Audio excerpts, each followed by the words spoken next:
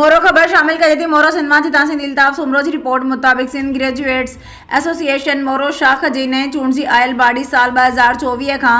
2027 ताईं जी रस्म हलफ बरादरी तकरीब मेरान सिटीज़न क्लब मोरो में थी गुज़री, जंहिंमें सदर प्रोफेसर शमशाद अहमद सुमरो, नायब सदर डॉक्टर गुलाम हैदर, डायरी general secretary Zahid Hussain Depar, joint secretary Khalid Sahil Kerio, इत्तलात सेक्रेटरी जावेद मुस्तफ़ा कांदड़ो, खजांची अब्दुल हादी गलोड़ो, जलंता मेंबर्स कारोबारी committee Mohammad Aslam Abbasi, Nazar Hussain Memon, advocate Faiza Imdad Solangi, doctor Wajahuddin Memon, professor Iftikhar Hussain Bughio, Izhar Hussain Qureshi, वज़ीर फरहाद सोलंकी, हाजी निसार अहमद मेमन ऐं डॉक्टर मुमताज़ अली मेमन पंहिंजे उहिदे जो हलफ़ खणी वरितो, जेको चेयरमैन इलेक्शन कमीशन सगा मोरो असदुल्ला सोलंकी खे हलफ़ खणायो ऐं सभिनीनि साथियुनि खे मुबारकबाद पेश कई।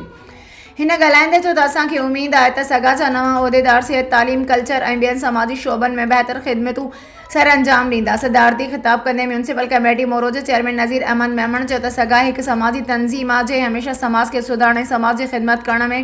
बहितर क़दम खंया आहिनि, जंहिंखे कंहिंजी सर्टिफिकेट जी ज़रूरत नाहे हूंदी ऐं असां पिणु हर महाज़ ते सगा शाख मोरो सां बांह ॿेली बणिजी हलंदासीं त मुआशरे समाजी बहितरी आणे सघिजे थी।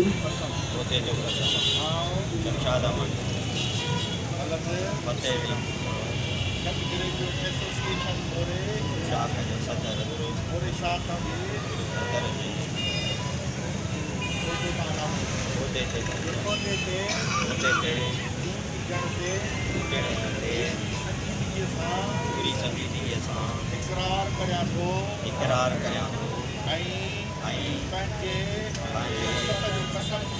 इज़त जो कसम खणी अहद थो कयां तक़दीम पारां जेके ज़िम्मेवारियूं पूरी वफ़ादारी ईमानदारी नेक नियती ऐं बहितरीन सलाहियतुनि मूजिबि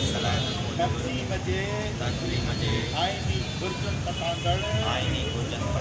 अदा